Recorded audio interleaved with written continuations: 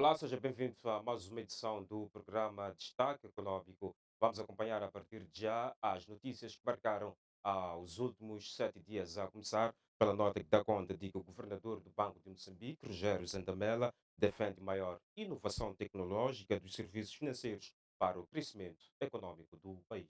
O governador do Banco de Moçambique, Rogério Zandamela, defende que a inovação tecnológica constitui um catalisador do processo de inclusão financeira por permitir maior acesso dos serviços financeiros de forma inclusiva e eficiente a preços competitivos para os consumidores. Zandamela falava à margem da 14ª edição das Jornadas Científicas da instituição, que decorreu nesta sexta-feira na cidade de Maputo, sob lema Oportunidades e riscos da digitalização da economia para Moçambique. Este tema enquadra-se no novo paradigma no qual a inovação financeira tem sido um catalisador para o crescimento das economias, dado seu potencial para oferecer benefícios aos consumidores através do alargamento ao acesso aos produtos financeiros, maior flexibilidade, serviços mais eficientes e preços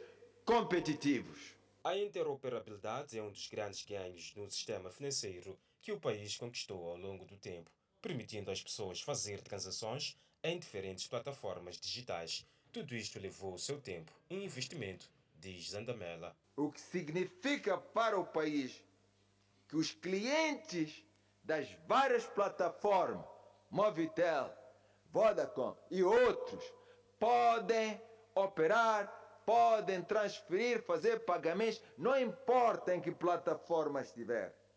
Receber dinheiro, enviar dinheiro, hoje de uma forma cômoda e segura. É um ganho. Até recentemente isto não era uma realidade. Hoje é uma realidade, praticamente se leva como uma coisa normal. E houve muito trabalho para que chegássemos a essa realidade. Foi muita colaboração com o sistema financeiro. Nós sozinhos não teríamos sido capazes de fazer. O setor privado sozinho não teria. Foi preciso investir recursos, é caro, por isso falamos, investir na infraestrutura, investir na capacitação, recrutar quem podia nos ajudar. Outro sim é que para o governador do Banco de Moçambique, Rogério Zandamela, a digitalização traz consigo riscos ao sistema financeiro e o Banco de Moçambique não está isento dos crimes cibernéticos. Em paralelo, a inovação financeira traz consigo riscos para os consumidores dos serviços prestados, bem assim desafios para os bancos centrais, como reguladores, aos quais devem responder através de investimentos em infraestruturas tecnológicas e ajustamento dos seus quadros regulatórios. Hoje em dia, é praticamente impossível encontrar uma instituição, seja ela Banco Central, seja ela instituição de segurança, que não foi vítima de ataques cibernéticos. E nós também no Banco de Moçambique não somos exceção. É por isso que dia e noite estamos a trabalhar para mitigar, para nos proteger desses. São uma realidade, queiramos ou não. O governador do Banco de Moçambique defende que os crimes cibernéticos contra o sistema financeiro devem ser combatidos de forma coordenada, seja a nível nacional ou internacional, e para tal deve haver uma cooperação entre as instituições. Entretanto, o governo moçambicano perspectiva que a indústria extrativa contribua para o PIB em 16% até 2030. Para tal, os projetos extrativos em curso no país deverão contribuir para o crescimento de arrecadação de receitas, superando a média atual de 7%. O governo de Moçambique prevê que o setor da indústria extrativa, com destaque para o gás, contribua para o crescimento do produto interno bruto, com uma participação de cerca de 16% até 2030. Falando durante a Conferência Internacional sobre a Tributação do Setor Extrativo, promovida pela Autoridade Tributária na cidade de Maputo, nesta quarta-feira, o ministro da Economia e Finanças, Max Tonella, vincou que o setor deve contribuir significativamente para elevar a qualidade de vida dos moçambicanos. Moçambique é um país que dispõe de um elevado potencial de recursos minerais, incluindo o gás natural, que constitui um ativo que deve, em primeiro lugar, contribuir para elevar a qualidade de vida de todos os moçambicanos. Este é um setor que tem uma participação crescente no produto interno bruto nacional, prevendo-se que ascenda a cerca de 16% em 2030 e contribui atualmente com cerca de metade do valor das exportações nacionais. Tonela entende que o setor deve impulsionar o desenvolvimento socioeconômico do país com a tributação, mas sem que as empresas sejam sobrecarregadas.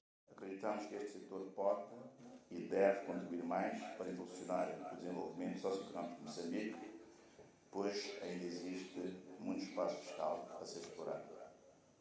No nosso entender, a tributação deve ser feita de modo a não sobrecarregar as empresas, mas também garantir que elas assumam a sua responsabilidade no exercício da busca de sustentabilidade e equidade. É nossa perspectiva. Por sua vez, a presidente da autoridade tributária, Amélia Muindani, garante que até 2030 os projetos extrativos em curso no país vão contribuir em até 30% na arrecadação de receitas, saindo da média atual de 7%. É nossa perspectiva garantir que os projetos extrativos em curso no nosso país, quer seja na área do carvão e do gás natural, contribuam de forma significativa na arrecadação de receitas, ultrapassando a média atual à volta de 7% da receita total. A previsão é que nos próximos anos possamos incrementar os níveis de cobrança a uma média de 30% a partir de 2030.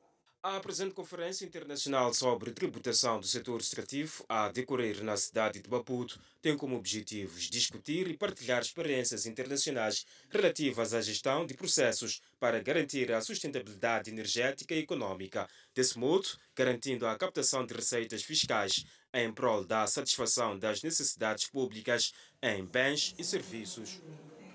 Pois bem, a Associação dos Empresários Europeus em Moçambique, EUROCAMI, mostra-se motivada com a aprovação dos decretos 27 e 85 de 2023 para a melhoria do cenário de negócios e investimentos. As medidas de impulsionamento da economia levadas a cabo pelo governo em coordenação com o setor privado vão alegrando aos investidores estrangeiros e não só, que olham para Moçambique como um campo fértil para investimentos. À margem destes avanços, a Associação dos Empresários Europeus em Moçambique está satisfeita com a eliminação da necessidade da licença para o início de atividades econômicas e o uso da única certidão de equitação para a participação em concursos públicos e privados num prazo de 12 meses, aprovados pelo Executivo nos decretos 27/2023 e 85/2023. Segundo o presidente do organismo, Simone Santi, as medidas já eram esperadas há muito pelos empresários privados. Os empreendedores europeus em Moçambique ficam muito satisfeitos da eliminação da licença para as atividades econômicas e mesmo das medidas que para a certidão de quitação deixa a oportunidade de usar a mesma certidão de quitação para participar aos concursos pelo menos por um ano. Os empresários europeus acreditam que as medidas não só irão ajudar na recuperação do que foi perdido durante a vigência da Covid-19, como também na redução do processo burocrático imposto à classe e, de alguma forma, aumentará a atração de mais investidores estrangeiros no país. São medidas interessantes e importantes para reduzir a burocracia e para aumentar as possibilidades e atração de investimentos estrangeiros em Moçambique. Parabéns para essa medida do BAE. Outra boa fotografia tirada pela Eurocam no cenário da economia nacional é a atual comunicação efetiva entre o governo e o setor privado, segundo eles, um elemento bastante importante para o desenvolvimento e redução da informalidade. Pois bem, o espaço que segue é de análise econômica junto ao analista Sérgio Costa. Acompanhe. Moçambique é desde a última terça-feira membro da Organização Internacional de Café. O acordo de adesão foi assinado em Londres pelo Ministro da Agricultura e Desenvolvimento Rural, Celso Correia, e pela Diretora-Geral da Organização Internacional de Café. Com a adesão a esta organização, a perspectiva do governo é desenvolver uma indústria de café em Moçambique que dê benefícios e melhore a vida dos produtores do setor familiar, segundo avançou o Ministro da Agricultura. A Organização Internacional de Café existe há 50 anos e representa atualmente 93% do total do café produzido no mundo e 63% do consumo mundial. A entrada de Moçambique para esta organização é interpretada pelo analista econômico Sérgio Costa como algo que vai catapultar a produção do café no país, o que certamente vai ajudar no processo de desenvolvimento socioeconômico das famílias produtoras e, fora isso, é o nome do país que se destaca pelo mundo. A economia representa sempre um ganho. Um ganho na medida em que, se nós impulsionarmos a produção de café em Moçambique, vamos ter mais gente a produzir o café, mais gente ocupada, mais pessoas a gerarem rendimentos para si e para o país. Para si como? Porque a partir da agricultura, onde se produz o próprio café, já se pode haver mais rendimentos para as suas famílias. Havendo mais rendimentos para as famílias, há mais capacidade dessas pessoas poderem suster ou cobrirem aquilo que são as suas despesas com as suas famílias, quer que seja em termos de material académico para os seus filhos, em termos de alimentação para si, e se calhar até melhorar a qualidade de vida dessas próprias famílias. Para o país, se o país entra para um grupo onde de por si representa cerca de 93% daquilo que é a produção mundial do café, significa que estamos a entrar num mundo mais competitivo, num mundo que pode gerar mais rendimentos para o país, pode gerar mais divisas, são mais impostos, isso também é um ganho. É um ganho não só do ponto de vista econômico. Se formos a ver que Moçambique tem suas produções quase todas sediadas na Serra de Gorongosa, ou seja, naquela biodiversidade que nós temos em Gorongosa, é onde temos as maiores plantações de Moçambique. Isso tem as suas vantagens. Quais são? A cultura do café não exige, por exemplo, a destruição da floresta. São plantas naturais que vão ajudar a conservar a biodiversidade, vão ajudar a conservar a natureza e trazendo ganhos laterais para as famílias. Então, há uma multiplicidade de ganhos para o país, há uma multiplicidade de ganhos para as famílias. Eu penso que é uma cultura que o país deve apostar. De todo o café que é produzido no mundo, 63% do café sai deste grupo. Então, isso é importante. Significa que temos mais chances de colocar o nosso produto à mercê do mercado internacional. E se nós quisermos explorar um pouco mais, o café, é verdade, tem seus efeitos colaterais, mas é uma das bebidas também mais consumidas a nível mundial e com efeitos menos nocivos que as outras bebidas tradicionalmente, como aquelas que a gente não gosta muito bem de mencionar. Mas pronto, então, por aí, quem sabe que se também nós moçambicanos comecemos a ganhar mais gostos pelo café e menos pelas bebidas alcoólicas. A província de Sofala poderá contar com um novo parque industrial até 2026. O projeto é avaliado em 40 mil milhões de dólares e a iniciativa será implementada por uma empresa chinesa denominada Eternal Tsingshan, com a qual o governo assinou um memorando de entendimento na última quarta-feira. A iniciativa denomina-se Mozambique Green Industrial Park e prevê a construção e exploração de um parque industrial verde, ou seja, uma estrutura com energia eólica, painéis solares e outras componentes, e ainda a construção de um porto marítimo para exportação de bens manufaturados nos distritos de Dondo e Moasa, na província de Sofala, gerando assim 10 mil postos de emprego. A implementação do parque é, no ponto de vista do analista econômico Sérgio Costa, uma estratégia que vai ajudar a catapultar o desenvolvimento da região, tendo em conta a sua localização estratégica e certamente o índice do desemprego vai reduzir. É uma posição estratégica que o governo ou o país está a tomar. Porque se nós formos a perceber, a região de Sofala em si está entre aqueles outros países que fazem fronteira com Moçambique, refiro ao Zimbábue, a Zâmbia, Malawi. Então, é uma forma também de tirarmos maiores ganhos na exploração dos nossos portos pelos países do Interland. Internamente, tirando as divisas que podemos arrecadar dessas trocas comerciais com esses países, podemos ganhar. Está-se a falar de mais de 10 mil postos de trabalho. 10 mil postos de trabalho é muita coisa, é muita reia. vai catapultar o desenvolvimento da região, vai reduzir os índices de desemprego do nosso país. E aí é exatamente esse tipo de iniciativas que traz aquilo que é o desenvolvimento do nosso país. E devemos sim apostar, porque com essa criação desse parque surgem mais oportunidades de geração de outras empresas ainda não previstas. Então, é um desafio não só para o país, para nós como jovens, para todos nós. As receitas geradas pelo setor da indústria extrativa deverão continuar a crescer, de modo a atingir 30% do total por arrecadar a partir de 2030. Para a concretização deste objetivo, a Autoridade Tributária de Moçambique está a promover um conjunto de reformas visando modernizar a administração tributária com vista à melhoria do ambiente e clima de investimentos, com a promoção da conformidade e transparência fiscal no país. Intervindo na abertura da primeira Conferência Internacional sobre Tributação do Setor Extrativo, a presidente da Autoridade Tributária, Amélia Moindani, precisou que neste processo de modernização em curso, uma das medidas foi a criação em 2017 da Unidade de Tributação da Indústria Extrativa, com o objetivo de estabelecer um mecanismo de assistência e acompanhamento das empresas que operam no setor.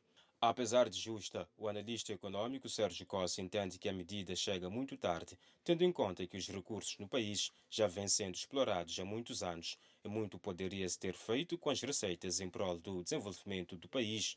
Mas é uma medida que já vem tarde, né? Nós já estamos a explorar a questão dos minérios no nosso país. O que eu penso, aquilo que eu sempre digo, é que a gente sempre tem uma tendência de colocar a carroça a meia. Não, porque se nós já íamos explorar os nossos minérios, nós já sabíamos. Por que, que a nossa autoridade tributária não se preparou para este cenário? Mas ok, está tudo bem, estamos a falar do cenário de mais ou menos 2, 3 anos.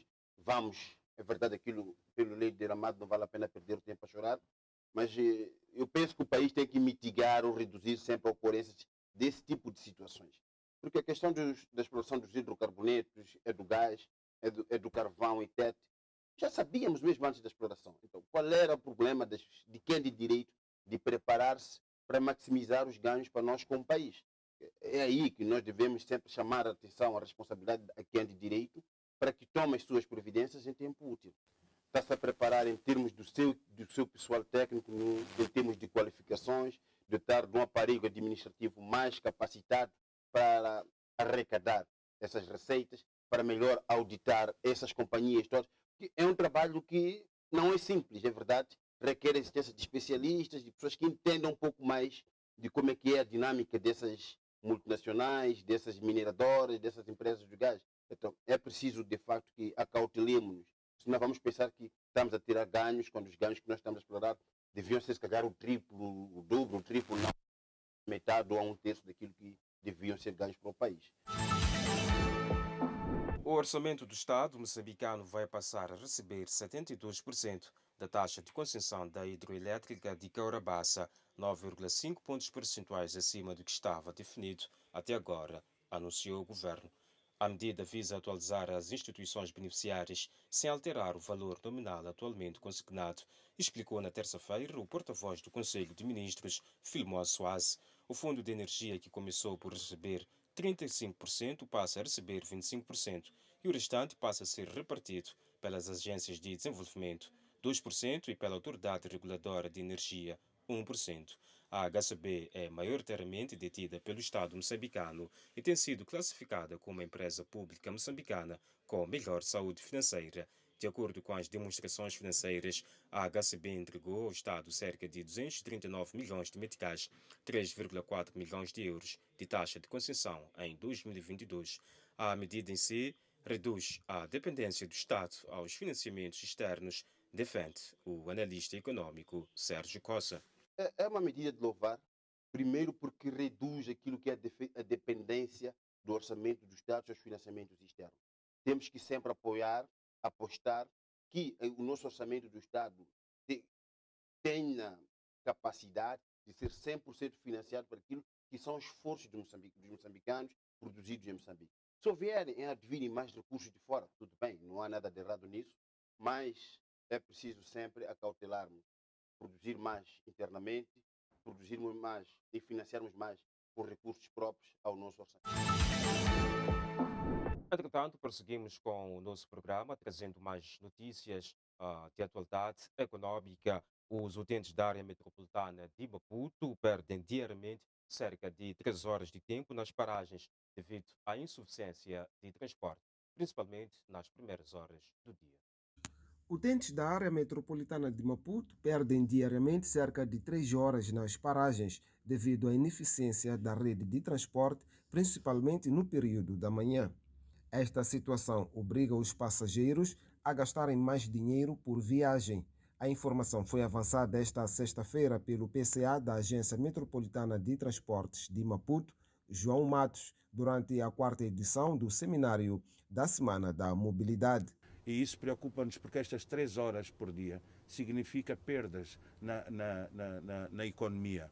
As pessoas, quando estão nos autocarros muito tempo, não estão a trabalhar e não estão a ter descanso e estão a ter maior stress e gastam muito mais dinheiro, porque fazem muitas conexões entre a origem e o destino.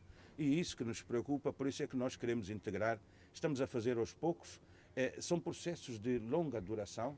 Não se pode olhar para o transporte público como um processo imediato, como se fosse abrir uma fábrica ou criar qualquer coisa. É um processo de médio e longo prazo. Eu costumo dizer que os transportes públicos são tão transversais como a educação e a saúde. São projetos que requerem a continuidade governo após governo, mandato após mandato, no sentido de aos poucos irmos construindo aquilo que é a rede estrutural integrada dos transportes públicos, com foco sempre no passageiro. No entanto, para mudar este quadro, João Matos assegura que decorrem trabalhos para a locação de autocarros articulados ainda este ano. Quer dizer, nós não podemos ficar amarrados ao facto de não termos estradas suficientemente boas em toda a área metropolitana para a circulação desses autocarros. Estamos mais preocupados também com o comprimento desses autocarros. Esses autocarros são de 18 metros, levam mais ou menos 150 pessoas de cada vez. Este é o nosso objetivo. Quando nós falamos do escalonamento dos horários, significa que nós não gostaríamos que nem toda a gente entrasse no serviço ou na escola ou noutras atividades económicas ao mesmo tempo, que fossem entrando em espaços regulados, de modo a que o período de pico não seja tão intenso como está a ser no período da manhã. Vocês reparem que a nossa cidade de Maputo, a nossa capital, sofre bastante com este tipo de deslocamentos pendulares, que numa manhã entram aqui à volta de 1 milhão de pessoas, sejam por carros particulares, sejam em todos os modos de transporte.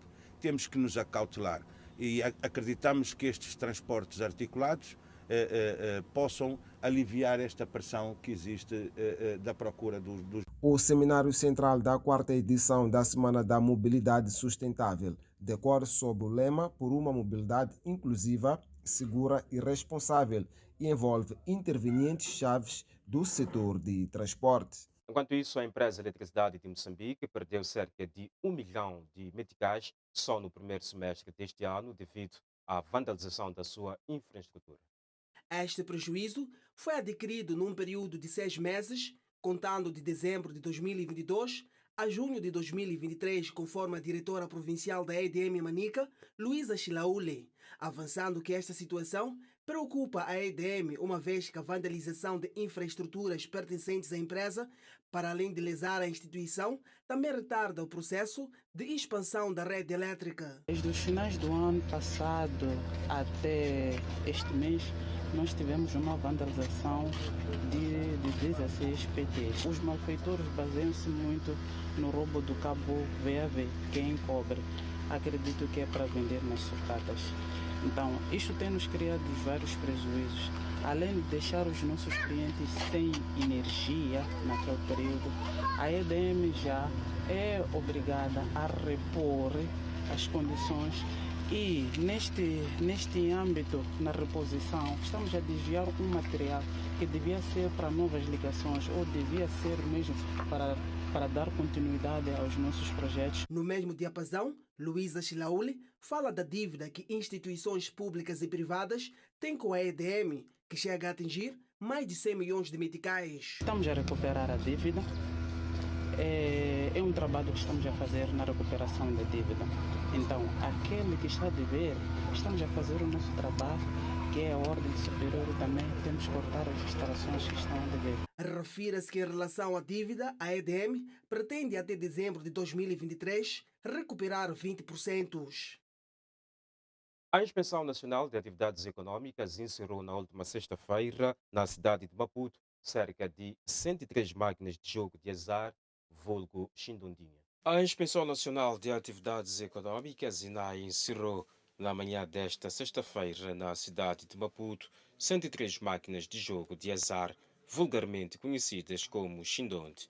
De acordo com o chefe das operações da INAI, Joaquim Langa, das máquinas foram recuperados cerca de 80 mil meticais que foram revertidos a favor do Estado. No entanto, no total foram 103 máquinas apreendidas em diferentes bairros da cidade de Maputo, sobretudo os bairros periféricos da cidade.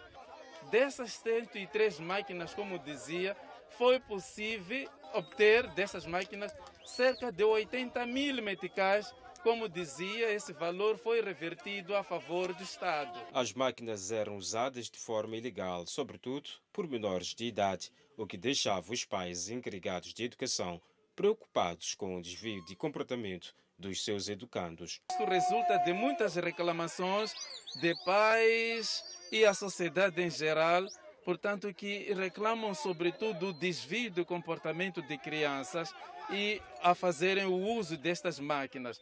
O segundo aspecto é que as mesmas máquinas estão sendo usadas de uma forma ilegal. No entanto, esses dois fatores, portanto, é que levam as entidades, estou a falar da INAI, a Polícia da República e a Polícia do Município, a procederem à recolha das máquinas toda a cidade de Maputo. A INAI desconhece a fonte de obtenção das máquinas. No entanto, tem informações de que um cidadão chinês é que fornece as mesmas. Temos informações, alguns que são provenientes de cidadãos chineses que, portanto, faz a distribuição das mesmas em redores da cidade de Maputo. Não temos a certeza, mas são fontes algures que nos aparecem que um cidadão chinês é que está a fazer a distribuição destas máquinas em famílias, em alguns estabelecimentos e outros que operam as mesmas máquinas nas vias públicas. Nenhum dos proprietários das máquinas foi sancionado por portar as mesmas. No entanto, a INAI diz estar a trabalhar no sentido de desencorajar a compra destas. E com esta notícia, damos por encerrada a presente edição do programa Destaque Econômico, com promessas de voltar para a semana com muito mais para si. Até lá, passe bem.